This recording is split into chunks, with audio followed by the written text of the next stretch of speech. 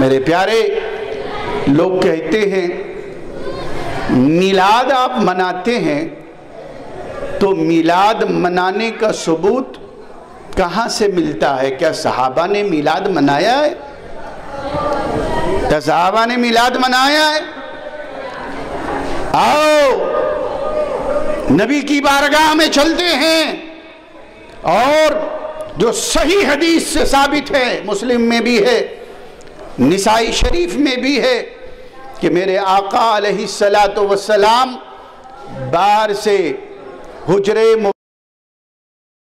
نبوی میں تشریف لائے تو آپ نے دیکھا کہ صحابہ کرام مسجد نبوی میں بیٹھے ہوئے ہیں، تو میرے آقا علیہ السلام نے صحابہ سے پوچھا کہ اے صحابہ یہ بتاؤ کہ تم یہاں کس لیے بیٹھے ہو؟ تمہارے یہاں جلوس کا مقصد کیا ہے؟ بیٹھنے کا مقصد کیا ہے؟ بلکہ حدیث کے الفاظ ہیں ما اجلسکم، اے صحابہ تمہارے یہاں جلوس کا مقصد کیا ہے؟ بیٹھنے کا مقصد کیا ہے؟ تو صحابہ کرام نے عرض کیا یا رسول اللہ جلسنا نذکر اللہ ونحمدہ علی ما ہدانا للاسلام ومنّا علینا بکا، یا رسول اللہ صلی اللہ تعالی علیہ وسلم حدیث کے الفاظ ہیں، صحابہ کرام کہتے ہیں یا رسول اللہ جلسنا نذکر اللہ ونحمدہ، ہم یہاں اس لیے بیٹھے ہیں تاکہ ہم یہاں بیٹھ کر اللہ کی تعریف کریں اور اللہ کا شکر بجا لائیں، اور اس بات پر اللہ کا شکر بجا لائیں کہ اللہ تبارک و تعالی نے آپ کے ذریعے سے ہمیں ہدایت اسلام عطا فرمایا، اس کے ذریعے سے میرے آقا تاجدار کائنات فخر موجودات علیہ السلام کے ذریعے سے ہدایت اسلام عطا فرمایا ہے، اس بات پر ہم اللہ کا شکر بجا لا رہے ہیں۔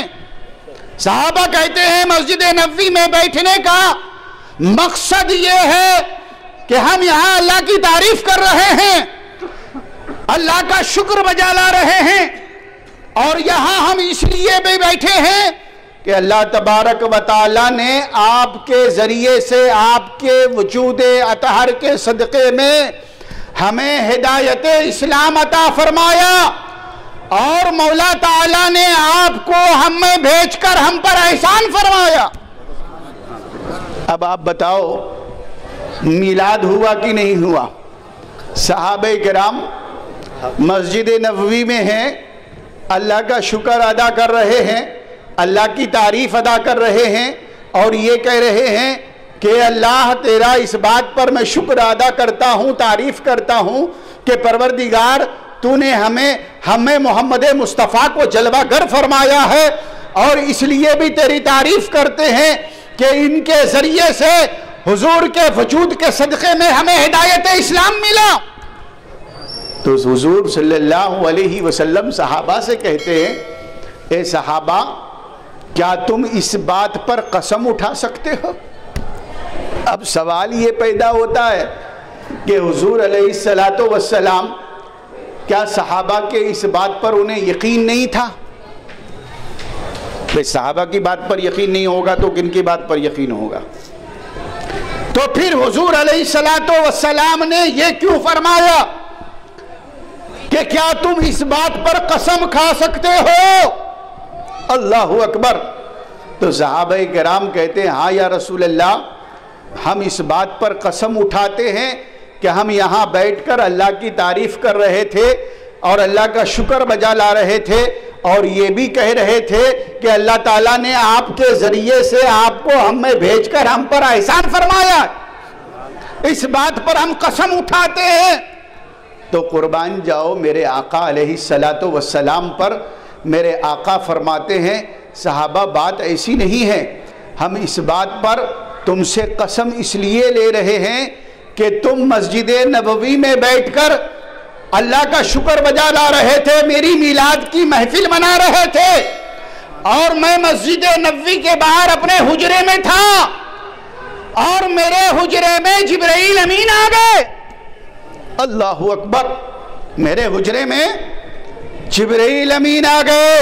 حدیث کے الفاظ ہیں آتانی جبرائیل و اخبرنی ان اللہ یباہی بکم الملائکہ. جبرائیل امین میرے حجرے میں آ گئے اور جبرائیل امین آ کر یہ بشارت دے رہے ہیں کہ اللہ کے نبی صلی اللہ علیہ وسلم آپ کے صحابہ جو مسجد نبوی میں آپ کی میلاد منا رہے ہیں، اس بات پر اللہ تبارک و تعالی ملائے اعلیٰ میں فرشتوں میں آپ کے صحابہ پر فخر فرما رہا ہے، ناز فرما رہا ہے. اللہ اکبر. اب آپ اندازہ لگاؤ آج ہمارے زمانے کے میلاد کا یہ انداز ہے کہ ہم اس اجتماع میں تاجدار کائنات فخر موجودات علیہ السلام کی میلاد منا رہے ہیں، لیکن صحابہ کرام نے بھی مصطفیٰ کی میلاد منائی ہے. اور اس میلاد پر اللہ تبارک و تعالیٰ کو اتنی خوشی ہوئی صحابہ کے اس عمل پر کہ اللہ تبارک و تعالیٰ نے فرشتوں کو بلا لیا اور فرشتوں کو بلا کر صحابہ کے اس عمل پر ناز فرما رہا ہے، فخر فرما رہا. لوگ کہتے ہیں کہ صحابہ نے منایا، آپ مناتے ہو. یہ میلاد منانا شرک ہے. بھئی شرک کیسے ہو سکتا ہے؟ شرک کی تعریف کیا ہے؟ ارے یہ تو شرک شکن ہے. جن کی ولادت ہو، جو پیدا ہو، رب پیدا ہوا نہیں ہوا نا. وہ ایک ہے، واحد ہے، تنہا ہے، یکتا ہے، بے مثل ہے، بے مثال ہے. نہ اس کا کوئی والد ہے، نہ وہ کسی سے جنا ہے، نہ اس سے کوئی چیز جنی ہے. تو یہ میلاد ہم مناتے ہیں، تو بتاؤ میلاد منانا شرک کو ختم کرنا ہے یا یہ شرک کرنا ہے؟ میلاد منانا تو شرک شکن ہے. نبی کی ولادت تو منا کر ہم یہ پیغام دیتے ہیں کہ میرے مصطفیٰ خدا جیسا نہیں اور خدا مصطفیٰ جیسا نہیں. یہ شرک شکن ہے، شرک نہیں ہے. غزوہ تبوک سے آتے وقت حضرت عباس رضی اللہ تعالیٰ عنہ آپ کے چچا ہیں. کون ہیں؟ آپ کے چچا. لوگ کہتے ہیں صحابہ نے میلاد منایا. میں کہتا ہوں صرف صحابہ نے نہیں، ایک دو صحابہ نے نہیں، بلکہ حدیث میں ہے کہ 30,000 صحابہ کا اجتماع تھا. کتنے ہزار؟ 30,000 صحابہ کا اجتماع ہے.